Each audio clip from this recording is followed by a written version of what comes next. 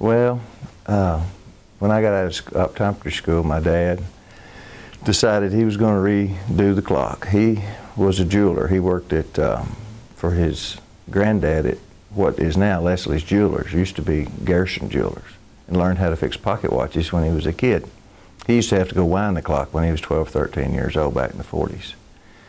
And it hadn't run for 10 years or so. So he grabbed me up one day and he said, we're going to go up to the courthouse clock and fix it. I said, how are you going to do that? He said, well, we'll figure it out. So he took me up to the clock, showed me what parts were broken. We had to weld some of them. And he replaced all the faces.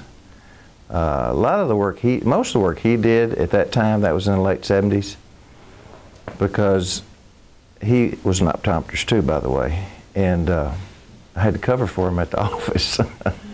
So I ended up having to just go up there and he showed me what he had done. But he taught me how to fix the clock. Pretty much counted on my dad to know about everything, and sure enough he did. I was the only one who knew how to do it. He showed me everything, how to reset the clock, how to make the striker work, what motors. It runs on motors now rather than winding it and having big weights in it like it used to back when it was first built. But it's got two little motors. One runs the clock and one rewinds the striker. And I've enjoyed it. From 1978 to now, it hadn't changed a bit. Now, back in the 1800s, if you go up there, you can see these two long chutes that go down about 4 stories. And they used to have ropes on them and weights. And he'd go up there and I guess, I don't know how it was set up, but it looked like to me you pulled the ropes and wound it once a week. And his uncle Marlon Garrison would have him go over there and wind it on Friday nights. But sometime in the 50s, late 40s, early 50s, they replaced that with little bitty motors. And those motors will still work the original works. You've been up there, I think. All those works are all original, all the gearing and stuff. It's just a matter of what makes them turn, and that's that little motor. Good. I like driving by there and seeing the time set correctly. When I was a kid, younger than you're a kid, I used to come out of the Rialto Theater and you'd look up and see what time it was. I mean, the clock was running then. Sometime in the middle 70s it quit. I think it wasn't working for 8, 9 years. But I'm real proud of seeing it being on time. Unfortunately, I'm going to live forever, so I'll be able to do it forever. No, neither one of my boys live here. Now, they may eventually, but Bobby Webb, a local electrician, probably knows as much about it as anybody. He rewired everything. We put, the wiring in it was from the 20s, I guess, because it was really old, and he rewired it all. Put fuse boxes in so that we won't have a fire up there. And as far as the working of the clocks, now he probably, I could show him a few things and he'd probably catch on to the rest. He's a pretty smart fella. But right now, nobody else but him knows how to do it.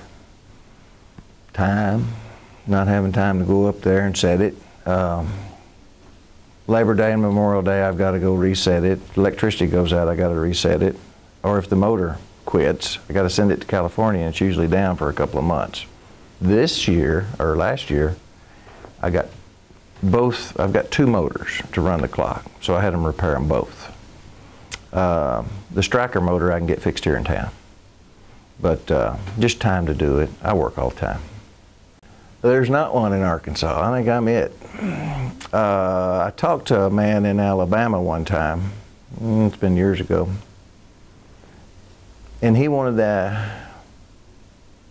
me to send him pictures or something, and I did, but we didn't have much communication after that. I don't know if his clock is an original clock or not. I believe it is, but I don't remember where in Alabama it is. But no, I don't know any other clock fixers.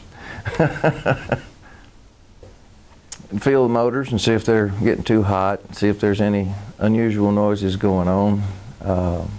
Greasing the different gears. I don't know if you looked at some of that stuff, but it's pretty nasty looking where all the grease has to go. oiling a few little parts, but mostly it's greasing them because they're big gears. Go upstairs and check and make sure everything's not working loose. It's when you get up the very top, all those little shafts have to be turning freely, and if they're not, you know, something could drag and cause a problem. Now they need to be a little bit mechanical.